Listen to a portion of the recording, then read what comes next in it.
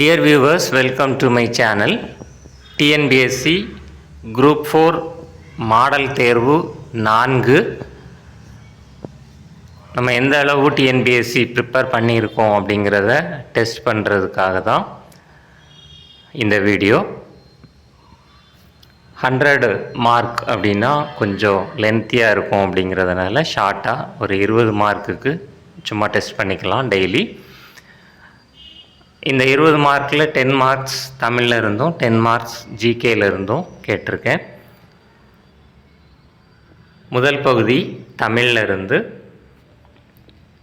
முதல் கேள்விக்கு போகலாம். எண்ணி துணிக கருமம் துணிந்தபின் எண்ணுவோம் என்பது இழுக்கு. இக்குறள் உணர்த்தும் பொருள் யாது? எண்ணி துணிக அப்படிங்கிறதுலேருந்தே தெரியும், ஒரு காரியத்தில் ஈடுபடுறதுக்கு முன்னாடி சிந்தித்து, எண்ணம் அப்படின்னா சிந்தனை, ஸோ நன்கு சிந்தித்து செயல்பட வேண்டும். இதுதான் சரியான விடை. இரண்டாவது கேள்வி, தமிழில் முதல் காப்பியம் என அழைக்கப்படுவது எது? தமிழில் முதல் காப்பியம் என அழைக்கப்படுவது சிலப்பதிகாரம் என்பது சரியான விடை. மூன்றாவது கேள்வி மிகவும் எளிதான கேள்வி. யாமறிந்த மொழிகளிலே தமிழ் மொழி போல் இனிதாவது எங்கும் காணோம். இவ்வரியை பாடியவர் யார்? யாமறிந்த மொழிகளிலே தமிழ் மொழி போல் இனிதாவது எங்கும் காணோம் என்ன பாடியவர் பாரதியார். நாலாவது கேள்வி, சரியான இணையை தேர்ந்தெடுத்து எழுதுக. இதில் பார்த்தீங்க அப்படின்னா திருக்குறள் ஐம்பெரும் காப்பியம் அல்ல, 8 தொகை நூல்கள் 10 பாட்டு, ரெண்டுமே தனித்தனி தான், அதுவும் கிடையாது. சிலப்பதிகாரம் அறநூல் அல்ல. சரியான இணை அப்படின்னு பார்த்தோம்னா நற்றிணை சங்க இலக்கியம் என்பது தான் சரியான விடை. ஐந்தாவது கேள்வி, தமிழ்நாட்டின் மாநில விலங்கு எது? தமிழ்நாட்டின் மாநில விலங்கு வரையாடு என்பது சரியான விடை. ஆறாவது கேள்வி, அவன் நன்கு படித்தான். இத்தொடரில் நன்கு என்பது எவ்வகை பெயர்? நன்கு என்பது எவ்வகை பெயர்?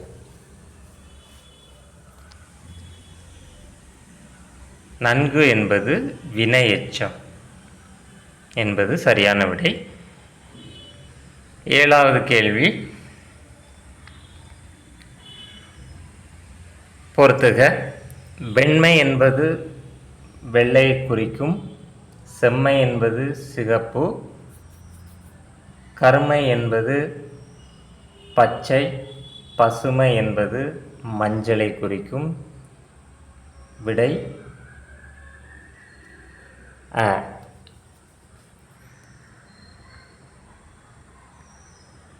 எட்டாவது கேள்வி, நாலடியார் எந்த வகை நூல்களில் ஒன்று? நாலடியார் என்பது 14 கீழ்கணக்கு நூல்களில் ஒன்று என்பது சரியான விடை. ஒன்பதாவது கேள்வி, தமிழில் தோன்றிய முதல் உரைநூல் எது? தமிழில் தோன்றிய முதல் உரைநூல் இறையனார் அகப்பொருள் உரை என்பது சரியான விடை. பத்தாவது கேள்வி, கீழ்கண்டவற்றுள் 8 தொகை நூல்களில் சேராதது எது? 8 தொகை நூல்களில் சேராதது எது? குறுந்தொகை 8 தொகை நூல்களில் தான் வரும், கலித்தொகை 8 தொகை நூல் தான், பரிபாடல் என்பது 8 தொகை நூல் தான். இங்கே முல்லைப்பாட்டு 8 தொகை நூல்களில் சேராத ஒன்று என்பது சரியான விடை. பகுதி 2க்கு போகலாம். பகுதி 2 science, social science, maths, GK and current affairs. முதல் கேள்வி சயின்ஸில் இருந்து, தாவரங்கள் ஒளிச்சேர்க்கையின் போது வெளியிடும் வாயு எது? இது எல்லாருக்கும் தெரிஞ்ச கேள்வி தான். மனிதர்கள் மனிதர்கள் சுவாசிப்பதற்கு ஆக்சிஜன் தேவை. ஆக்சிஜனை எடுத்துகிட்டு கார்பன் டை ஆக்சைடை வெளியிடுறோம். தாவரங்கள் அதுக்கு ஆப்போசிட்டாக கார்பன் டை ஆக்சைடு எடுத்துகிட்டு ஆக்சிஜனை வெளியிடுது. அதனால தான் வாயுக்கள் சமநிலையில் இருக்குது. அப்போது தாவரங்கள் ஒளிச்சேர்க்கையின் போது வெளியிடும் வாயு ஆக்சிஜன். தாவரங்கள் கார்பன் டை ஆக்சைடு எடுத்துகிட்டு ஆக்சிஜனை வெளியிடுது. 12வது கேள்வி, சூரிய குடும்பத்தில் மிகப்பெரிய கிரகம் எது? ரொம்ப எளிமையான கேள்வி. வியாழன் என்பது சரியான விடை. 13வது கேள்வி, சோசியல் சயின்ஸ். இந்தியாவில் எந்த ஆண்டு முதல் மக்கள் தொகை கணக்கெடுப்பு நடத்தப்பட்டது? இந்தியாவின் முதல் மக்கள் தொகை கணக்கெடுப்பு நடைபெற்ற ஆண்டு 1872 என்பது சரியான விடை. 14வது கேள்வி, இந்திய பெருங்கடலில் அமைந்துள்ள மிகப்பெரிய தீவு எது? இந்திய பெருங்கடலில் அமைந்துள்ள மிகப்பெரிய தீவு மடகாஸ்கர் என்பது சரியான விடை. 15வது கேள்வி, ஒரு முக்கோணத்தின் 3 கோணங்களின் கூடுதல் எவ்வளவு? ஒரு முக்கோணத்தில் 3 கோணங்களின் கூடுதல் 180 டிகிரி என்பது சரியான விடை. 180 டிகிரி என்பது சரியான விடை. 16வது கேள்வி, ஒரு எண்ணின் 25% என்பது 50 எனில் அந்த எண் யாது?